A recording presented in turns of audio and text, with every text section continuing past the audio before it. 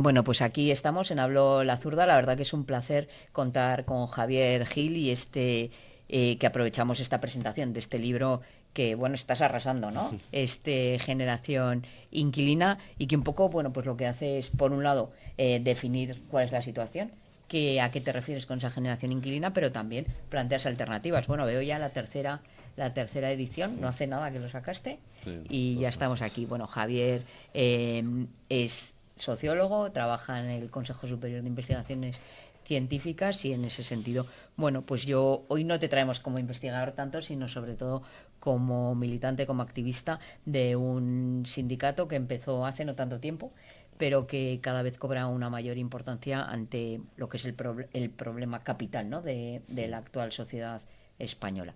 Así que, bueno, pues sitúanos un poco. ¿Qué quieres decir con lo de generación inquilina? La generación inquilina es la población que no puede acceder a una vivienda de su propiedad. Nace en el 2008 entre la población más joven, pero según esta población va entrando en la edad adulta, tampoco puede escapar del alquiler, del mercado del alquiler, al menos que reciba ayuda familiar. Y las nuevas generaciones, los jóvenes, también se van incorporando a este grupo social. Entonces, claro, se va rompiendo la sociedad de propietarios desde 2008 y nace esta generación inquilina. Pero la generación inquilina no vive de alquiler porque quiera, vive de alquiler porque está excluida de la propiedad, porque ya no puede comprar una vivienda. Y no es porque no haya casas, es porque la vivienda se la están quedando unos inversores y las rentas más altas de este país que sí que tienen capacidad para invertir en vivienda. Entonces la sociedad de propietarios se rompe generando esta generación inquilina, pero a la vez se va consolidando esta nueva generación de caseros y este nuevo grupo de inversores en torno a la vivienda en alquiler porque se convierte en un gran negocio. Y esto es lo que hace que se dispare el precio de la vivienda y se desconecte de los salarios y de la economía del país. Ya no es una demanda residencial lo que impulsa los precios, sino una demanda especulativa.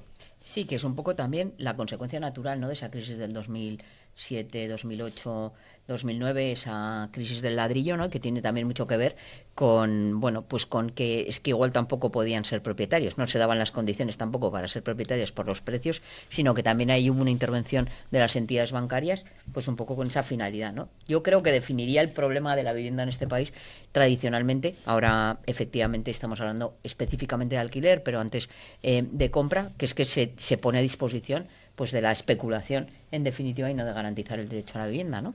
Porque en otras épocas también ha habido gente que no ha podido o no ha querido comprar. O sea, quiero decir, en esa crisis del 2007-2008 veíamos la vivienda también, o el alquiler como una alternativa, porque como que habían forzado a la gente a comprar, ¿no? Acuérdate, o no sé si lo has oído, ¿no? Cuando decían, no, no, ibas a pedir el 80%, no, no, y no quieres el 90%, no quieres el 100%, mete el coche, los 120, muebles, el sí, sí, 120%. las vacaciones. Eso es, en ese sentido, pues era también una manera de especular con lo que debe ser un derecho y en Sí, sí. definitiva, pues es la consecuencia, ¿no? De aquello. Eso se convirtió en el motor de la economía del país. El suelos que no valían nada, recalificar, un montón de dinero y claro, era el gran negocio, había crédito para todo el mundo, te daban el 120%, incluso a personas que no tenían ni el permiso de residencia, había toda serie de mecanismos de ingeniería político-financiera para facilitar esa gran burbuja, pero luego, claro, esa euforia se transformó en una gran crisis. Y jurídica, ¿no? Porque el rato ahora ha tenido que, bueno, pues ha acabado en prisión, efectivamente, pero fue el gran artífice de eso, liberalizar todo el suelo, porque liberalizar suelo se demuestra que no garantiza, ¿no? Ese derecho a la No, no, vivienda. para nada.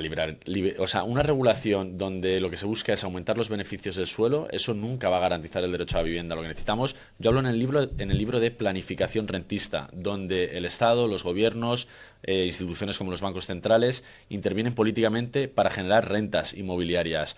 Necesitamos otro tipo de planificación. Yo hablo de una planificación democrática del mercado inmobiliario y de la economía, donde, digamos, los gobiernos, los poderes públicos intervengan para garantizar, siempre para ordenar el territorio, la vivienda, el sistema inmobiliario, acorde a las necesidades de las mayorías sociales.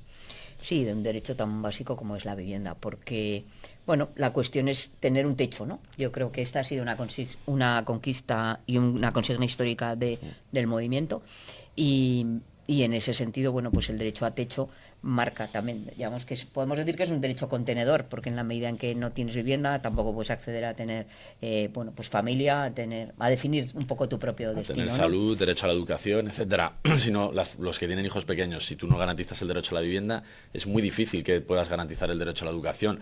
Hijos que viven, unos niños que viven en viviendas que no saben si les van a desahuciar, si no, etcétera, es muy difícil que luego se les garantice otros derechos. Entonces, si no tienes este derecho básico garantizado, es muy difícil acceder a otro tipo de bienestar. Y claro, bueno, yo como me toca estar en el Parlamento, les oigo, bueno, pues a las minorías, ¿no?, que marcan las políticas, ¿no? Creo que te he oído alguna vez hablar de que era necesario que nos organizáramos también para dar esa batalla cultural, porque cada vez que se plantea una alternativa que pueda, como pueda ser fijar el precio de la vivienda, pues salen como grullas, aquí lo diríamos. Claro, sí, sí. Salen como grullas porque ven peligrar, ¿no?, sus propios beneficios, ¿no? Claro, yo lo planteo en términos de hegemonía cultural en el ámbito del alquiler porque es un tipo de discursos culturales ideológicos que lo que buscan es alinear los intereses de las mayorías sociales con los intereses de las élites financieras y rentistas, pero es que no son los mismos intereses. Y hay desde conceptos como particulares, pequeños propietarios, etcétera, todo lo que vienen es a distorsionar la estructura del rentismo y del mercado del alquiler con ese objetivo, ¿no? Las campañas contra la ocupación también pueden entrar en ese marco. Entonces, claro, cada vez que se lanza una medida que garantiza derechos en el ámbito de la vivienda, pero claro, a costa de reducir el beneficio del sector inmobiliario, siempre hay una ofensiva contra este tipo de medidas. Lo acabamos de ver con la prórroga aprobada que se aprobó en el Consejo de Ministros, que luego no fue apoyada en el Parlamento, y vimos a La Vanguardia con un titular de la prórroga de los alquileres frena la inversión. ¿Pero cómo que frena la inversión? Pero si en países como Alemania los contratos de alquileres son indefinidos y aquí simplemente se decía de prorrogar los 2 años. ¿Cómo que frena la inversión? Y por otro lado, si ese fuera el caso, necesitamos que se frene ese tipo de inversión. Efectivamente, es que no aporta nada socialmente, no es un crecimiento Claro. que garantice un desarrollo mínimamente socialmente sostenible, ¿no? Eso es todo lo contrario. De hecho, aquí, por ejemplo, a los fondos de inversión les llamamos fondos buitre, Sí. porque nadie en este país, o muy poca gente, diría que cumplen una función social que benefician al país. Todo lo contrario, lo que hacen es parasitar y obtener beneficios extraordinarios a través del sufrimiento y del bienestar de las mayorías sociales. Entonces, claro, que de repente se aprueben políticas que hagan que ciertos inversores se vayan es positivo y hay que generar narrativas en ese sentido. Y yo también, bueno, pues entro en contradicciones, ¿no? Porque, claro, al final te acaban imbuyendo de este discurso y dices, claro, no, pues igual hay que construir más vivienda, pero bueno, ¿qué porcentaje de vivienda tenemos vacía en este país, no? Claro, tenemos 1/3 de toda la vivienda vacía de Europa, por ejemplo. Entonces yo siempre hablo que construir siempre tiene que ser la última medida porque es muy difícil. Si tú ante todo dices construir, construir, construir, el peligro es que acabes inflando burbujas inmobiliarias y que haya mucha gente interesada en inflar eso porque hay mucho beneficio, ¿no?, de por medio. Entonces yo creo que lo primero que creo que hay que hacer es aprobar políticas, una regulación que proteja la función residencial de la vivienda, es decir, que no puedas transformarla en pisos turísticos, en vivienda vacía, movilizar toda esa vivienda vacía, alquileres indefinidos, limitar la compra, es decir, que quien compre sea para vivir y no como inversión, etcétera. Entonces todo eso te va corrigiendo el mercado. Y luego, por supuesto, que el Estado dé un paso al frente y construya. Porque claro, el problema cuando dicen, no, si tú miras en Madrid, por ejemplo, que es el mercado que más conozco, en un debate que tenía ayer, me llevé cuánto valía los pisos de obra nueva en el barrio más empobrecido de Madrid, ¿vale? Y entonces, claro, tú veías obra nueva, 2 habitaciones, 430.000 euros, 3 habitaciones, 450.000 euros, y dices, ¿esta es la vivienda nueva que va a bajar el precio? Obviamente no, porque si tú tienes aquí un solar y tienes a una cooperativa o a una asociación de lucro limitado, que dice, voy a construir vivienda para bajar el precio y voy a construir vivienda asequible. Y dice, pago 10 millones de euros por este solar para construir no sé cuántas viviendas. Te llega un fondo y te dice, yo pago 13. Y tú no puedes pagar 15. ¿Por qué? Porque si pagas 15 ya no haces vivienda asequible. Entonces, ¿qué sucede? Que aquí el suelo se los quedan los fondos, los grandes especuladores, y luego inflan los precios. Entonces, y las constructoras también. Las constructoras, claro. Entonces, son partícipes son también. Partícipes. Entonces tú lo que necesitas es que en algunos sitios hay que construir porque faltan casas, perfecto, pero no puedes dejar que sea el mercado y los especuladores quienes construyan. Necesitas impulsar un tercer sector, un sector de cooperativas en cesión de uso, un sector de asociaciones con lucro limitado, como existen en otros países. Hay muchas formas, pero el objetivo es que los precios no los marque el mercado libre y a través de criterios de especulación, sino que sean criterios sociales, que protejan la función social de la vivienda. Sí, efectivamente, y porque, claro, hablábamos también, bueno, salían cuando veníamos hacia aquí comentábamos también esa noticia, ¿no? De en cuánto han vendido el fondo Blackstone, cuánto ha ganado desde que las compró me decías que en 60 En y... 68.000. Las compró en 2013 por 68.000 y 13 años después las ha vendido por 300.000 euros. Estamos hablando de unas subidas de un 5, o sea, multiplicar por 5, por 5. ¿no? Un 500% prácticamente. ¿A quién le ha subido el sueldo?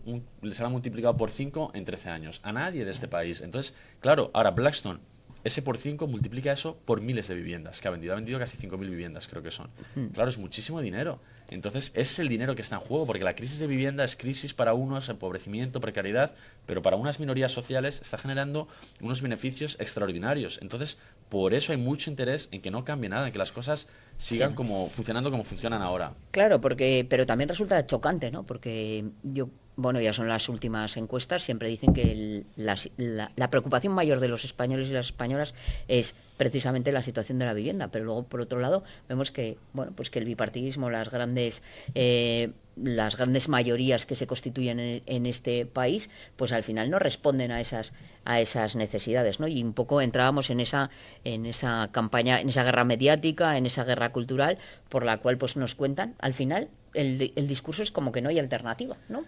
Claro, justo hablo en el libro de eso, del neoliberalismo, el There is no alternative de Margaret Thatcher y cómo se ha impuesto como sentido común, y lo que vemos es que sí que hay alternativas y hay que construir esas alternativas y esos horizontes, sobre todo porque hay una oportunidad. Para mí la crisis de vivienda lo planteo como una oportunidad, porque el neoliberalismo ha entrado en crisis y está fallando.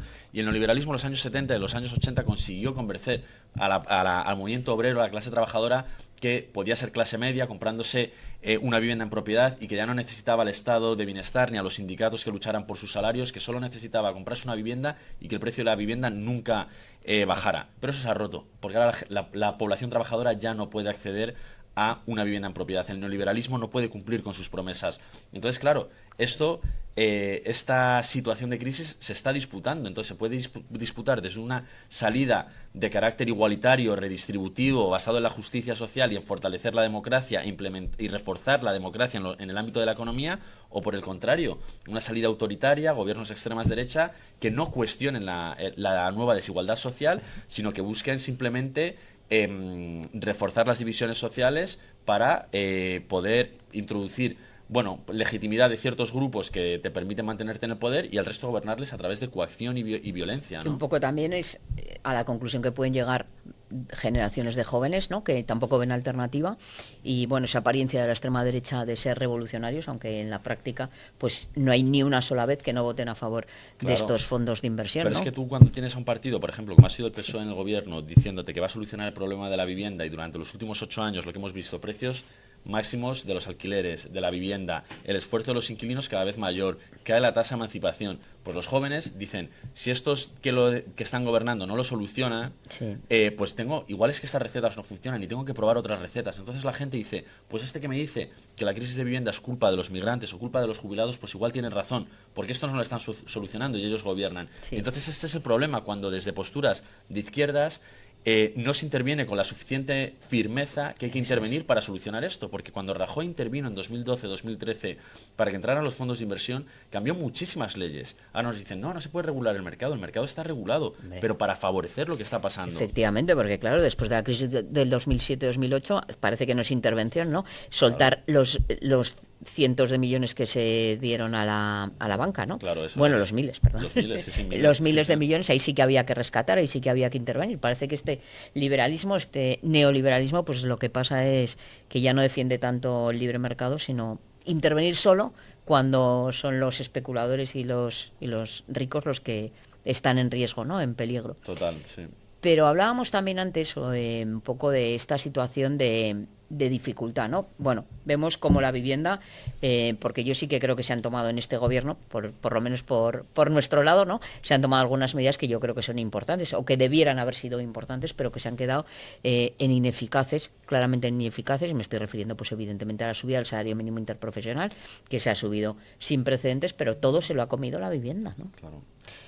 Entonces, claro, al final, pues parece que esas medidas no sirven y realmente hubieran servido. Lo que pasa que ellos actúan también para que como las ayudas al alquiler, ¿no? ¿Qué efecto tienen las ayudas al alquiler o qué percepción tienes? Las ayudas al alquiler lo que hacen es, nada, facilitar que sigan subiendo los precios. Es decir, tiene que ir por el otro, igual que has dicho, se ha subido el salario mínimo. Pues de la misma, ¿por qué existe un salario mínimo? Para garantizar que la población trabajadora puede subsistir a través del empleo y del salario.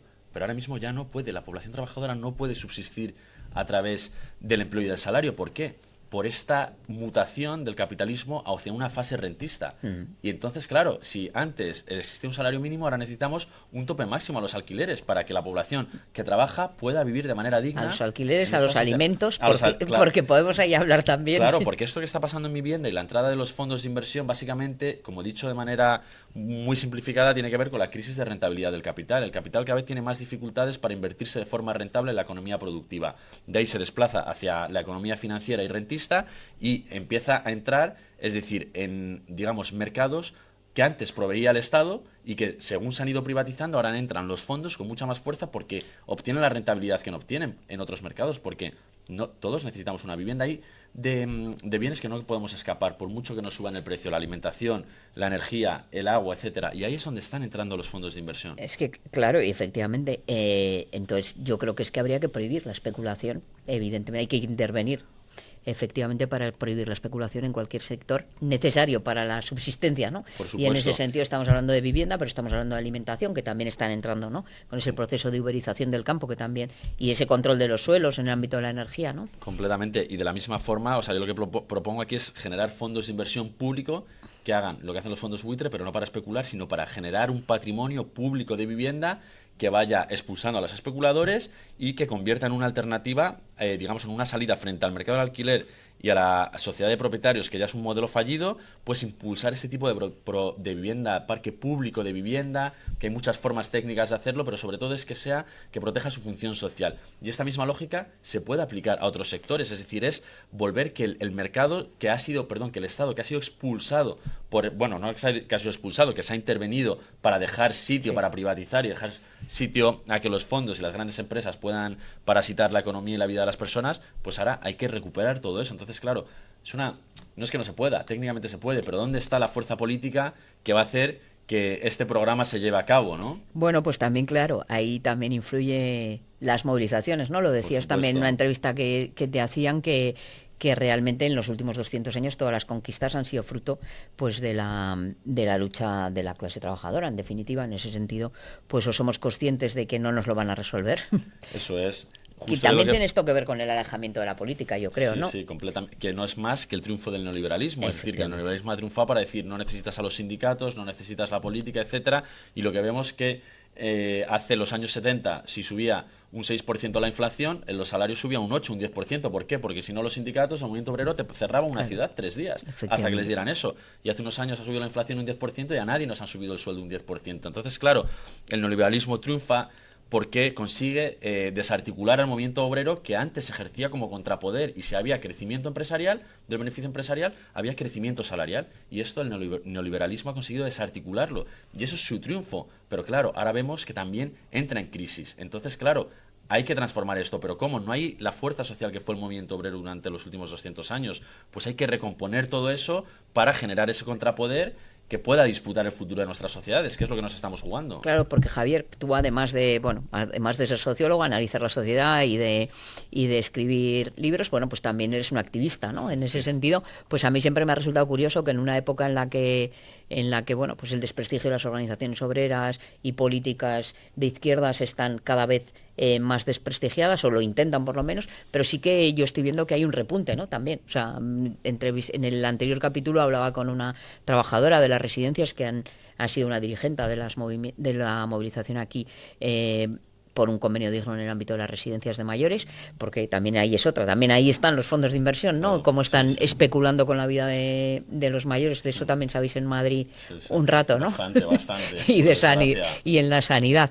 Y en ese sentido, pues claro, ella decía, yo le digo, ¿cómo tú en una generación, tiene 23 años me parece, cómo das el salto a militar en el sindicalismo? Y dice, claro, pues es que es la evolución natural. Al final somos conscientes de que o nos organizamos o pueden con nosotras, ¿no? Y en ese sentido, bueno, pues que me chocaba que que esa organización de inquilinas, ¿no? Que sois el sindicato de inquilinas, elija el nombre de sindicato, ¿no? Yo creo que es una decisión, entiendo, meditada, no es una casualidad. Sí, sí, completamente. Hay que, otra vez, digamos, claro, si el capitalismo se transforma y muta, y yo hablo de capitalismo rentista, porque la explotación, de hecho yo lo llamo generación inquilina y no sociedad inquilina, a veces el título es confuso, porque dicen generación inquilina y dices, los más jóvenes, digo, no, no, es algo que nace en 2008. Y digo, ¿por qué no llamarlo sociedad inquilina si antes venimos de una sociedad de propietarios? Pues lo llamo generación inquilina por la parte del sujeto. La generación inquilina se convierte en un sujeto central de explotación por el capital, como el trabajador de la fábrica lo fue en otro momento histórico durante el capitalismo industrial. Y si hablamos de un capitalismo rentista, su sujeto de explotación es esta generación inquilina.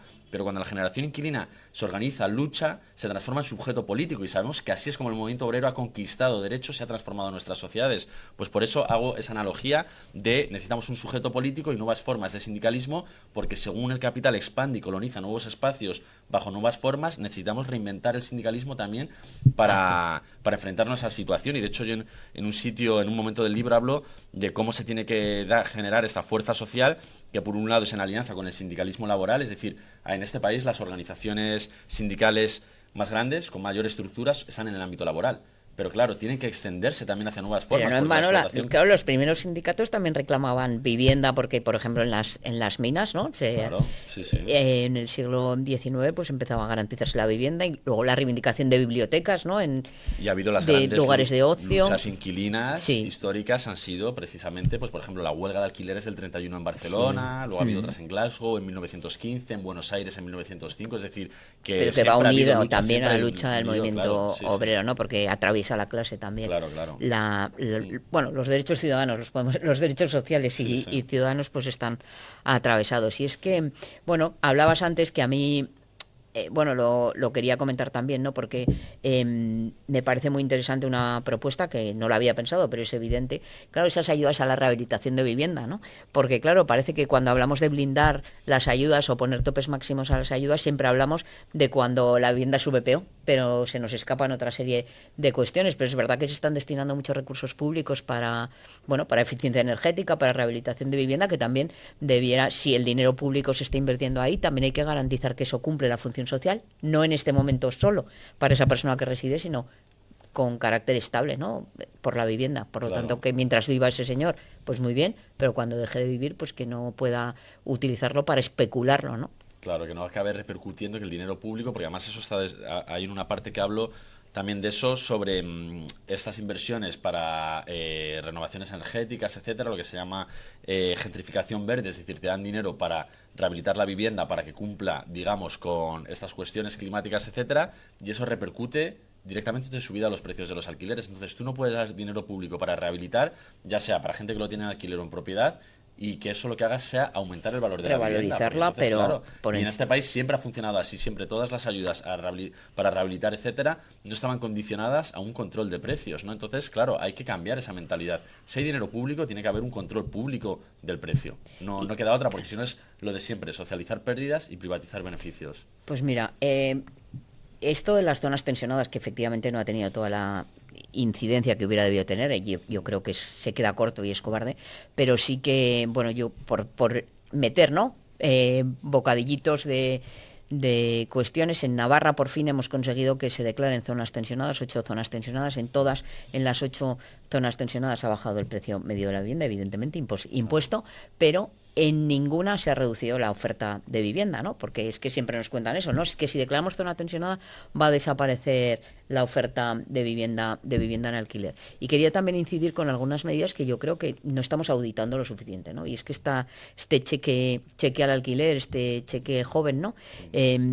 Yo no sé si está teniendo una incidencia positiva y si con todos esos recursos, que son muchos que se están destinando, no debiéramos estar, por ejemplo, pues no sé, arrendando desde lo público la vivienda, aunque sea el sector privado, inmediatamente para tener una solución inmediata y subarrendándolas a su vez a un precio razonable. Esto lo hicimos nosotros yo pondría un tope de un 30% de los ingresos familiares, ¿no? Que es lo que se recomienda por los organismos internacionales, y eso se hizo, por ejemplo, en el País Vasco cuando estuvo Izquierda Unida en esa responsabilidad. Creo que van por ese camino en Asturias, y por lo menos porque con la vivienda hay que tomar medidas en el corto, en el medio y en el largo plazo, pero es que hay que dar soluciones ya también, ¿no? Sí, sí, completamente. Y luego estos cheques lo que hacen es, claro, a quien lo puede pedir al joven la alivia porque le dan una ayuda para pagar el alquiler, pero eso acaba yendo al bolsillo del casero, ¿no? Entonces, una vez más, es subvencionando con dinero público los precios abusivos, ¿no? Entonces, claro, hay que regular y ese dinero se podría estar utilizando para otras cosas. Por no decir ficticios, ¿no? Porque me parece que aquí el tope para poder acceder a ese cheque está en que la vivienda no supere los 600 euros, me parece, y creo que había una por debajo Imposible, ¿no? de, Claro, de 600 euros. claro. Por lo tanto, pues se hacen esas fórmulas de que, bueno, pues yo te doy esto por... Firmamos dos contratos, uno para que presentes y otro real, ¿no? En ese sentido, yo creo que las que tienen que jugar un papel más proactivo también las administraciones en el corto plazo, Sí, más allá de que evidentemente hay que hacer toda sí, esa sí. regulación que tampoco es tan revolucionaria, ¿no? Se hace en países capitalistas. Sí, sí, completamente. Es decir, que no, o sea, que en muchos casos es traer otro tipo de política que existe, pero claro, como aquí hay tanto dinero en juego, pues se evita que esto pase, ¿no? Pues bueno, pues yo creo que hay que recomendar a todo el mundo que vea esto, que lea esto, pero que sobre todo, bueno, pues la conclusión para mí es que está en nuestras manos, ¿no? Definir el futuro. Yo creo que voy a acabar citando a Machado, ¿no? Que decía, haced política porque si no lo hacéis otros la harán por vosotros y normalmente contra vosotros. En ese sentido, las políticas mayoritarias no son casuales, siempre van a mantener ese rentismo, esa especulación y nos dejan, bueno, pues a los trabajadores y trabajadoras sin ese acceso a un bien tan fundamental como es el de la vivienda. Mucho ánimo, mucha fuerza para seguir peleando por lo que creo que es un derecho fundamental y decía que ¿cómo vais en el sindicato de inquilinas? En el sindicato de ¿Vais inquilinas fortaleciéndoos, no? está ¿Cómo está? fortaleciendo mucho, es una organización que está creciendo mucho, están saliendo muchos sindicatos de inquilina por todo el estado, por todo el territorio, lo que llevamos de año han nacido 3, Valencia, Ávila, Zamora, entonces se ve que está surgiendo esta nueva fuerza sindical, pero bueno, que aún le queda mucho camino por recorrer. Que normalmente cuando estéis allí luego lucháis en otros ámbitos también, ¿no? No os centráis, no está compartimentado como... No, no, ¿en qué sentido? ¿Con Pues otras que, luchas o de...? sea, quiero decir que una vez que tú saltas a la lucha, mi experiencia es que una vez que tú saltas a la lucha por la vivienda, por el Sí, empleo, claro. por la sanidad pública, por la educación pública, acabas estando en todas, ¿no? En todas, Hablábamos. y en Madrid justo, y además también hablo de la necesidad de generar esa intersección entre luchas, que todas tienen que ir de la mano, la laboral, vivienda, ecologismo, feminismo, antirracismo, y justo en Madrid estamos impulsando una confederación de luchas con sindicatos laborales, con el movimiento ecologista, con el feminismo, con los sindicatos de manteros, para que tenemos un gran festival ahora el primer fin de semana de junio, para empezar a que no se vean como luchas aisladas, sino como parte de un todo que se afectan, aunque sean distintos frentes, distintas dinámicas, la base es central y que necesitamos luchar en todos estos frentes. Sí, bueno, pues la lucha por esa vivienda digna, pero la lucha en definitiva por esa vida digna, ¿no? Y bueno, Completamente. recuperar yo se han producido estas luchas y creo que no somos capaces de consolidarlas, ¿no? No hace tanto tiempo, bueno, a mí no me parece que hace tanto tiempo, de aquellas marchas por la dignidad, ¿no? Mm. El pan, techo y trabajo.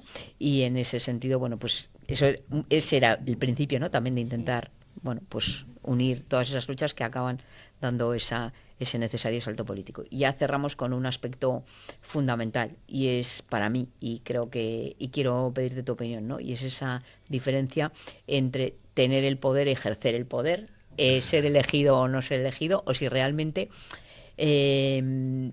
no necesitamos políticos más valientes que sean capaces de enfrentarse a todas esas presiones que somos conscientes, ¿no?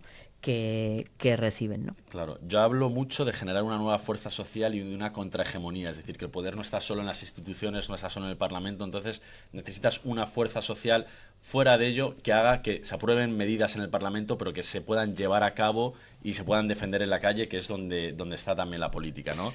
Entonces eso es lo que necesitamos y hay que construir esa fuerza social y eso no es solo votando cada 4 años, es a través de generar procesos de participación política en el día a día y desde lo más cotidiano.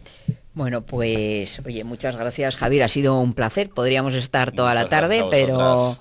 pero vamos ahora a escuchar tu charla, bueno, esta tercera edición ya de Generación Inquilina, que le recomendamos a todo el que esté preocupado por algo tan básico como es la vivienda. Y me dejaba una cosa y te la voy a Venga, preguntar, perfecto. y es que, ¿qué opina el sindicato de inquilinas? Aquí el sindicato de inquilinas se llama el sindicato de vivienda, pero Yo también me acuerdo de esas luchas de la PA, de Sí. aquellas luchas en contra de los desahucios, Mm. entonces mayoritariamente Hipotecarios. eran los hipotecarios. ¿Y dónde ha quedado esa lucha por la dación en pago, no? Uy, por la dación en pago, pues es una lucha perdida, ¿no? Es decir, ha conseguido ganar el poder financiero en este país y una cosa que solo pasa aquí es que te desahucien y pierdas la vivienda Y debas y dinero. mantengas la deuda. Entonces, Efe- claro, esto es como ves como el gobierno de las entidades financieras. ¿Cómo se puede permitir esto? Y lo cuentas fuera de España y dices, no, aquí han desahuciado a cientos de miles de personas y le quitaban la casa pero mantenían la deuda. Y dicen, pero ¿cómo puede ser esto posible? Pues esto es ley aquí. Entonces, claro, esto lo que hay que hacer es un llamamiento a desobedecer las leyes injustas como hizo Efectivamente. la PA, y la PA fue uno de los movimientos sociales más grandes en la historia no solo de este país reciente, sino de Europa, ¿no? Con muchísima fuerza social, con la capacidad de transformar la desobediencia civil en sentido común, ¿no? Como era en este país gente poniéndose delante de la puerta de una familia para que no les desahuciaran y estando, y aunque tuviera que venir la policía y que la gente lo viera en televisión y dijera, no, no, yo estoy con la gente. Aunque la ley, aunque sea ilegal lo que dice lo que están haciendo, debería ser, es legítimo y esto debería ser la ley, ¿no? Entonces, bueno, la PA consiguió muchas victorias, también vemos que fue insuficiente, entonces, bueno, hay que aprender de todo eso y del ciclo post Sí. 15M para los futuros, para acumular fuerza para los futuros momentos de crisis, porque son también oportunidades para avanzar, ¿no? Sí, el capitalismo es evidente que se readapta, con lo cual nosotros también nos tenemos que readaptar en las Total, luchas. Y bueno, yo también creo que en ocasiones hay que pedir responsabilidades, ¿no? Y en ese total. sentido, bueno, claro, a mí me choca, ¿no? Que el Partido Socialista prometía en aquella época, gobernaba Rajoy, que lo primero que iba a hacer era Lo de la vivienda. garantizar Mm, que fuera un hecho la dación en pago. ¿Qué ha pasado de aquello? Bueno, como claro. tantas otras cosas, ¿no? Mm, Esa ley Mordaza que todavía total. sigue en vigor y que son esas grandes peleas y que, bueno, pues como parte minoritaria del Gobierno de España os agradecemos que empujéis y, bueno, más que tener la disposición, al menos aquí en La Rioja, para seguir empujando y llevando al Parlamento las luchas de la calle, que yo creo que son las que definen el futuro de este país. Muy bien, pues muchísimas gracias. Muchas gracias, Javier.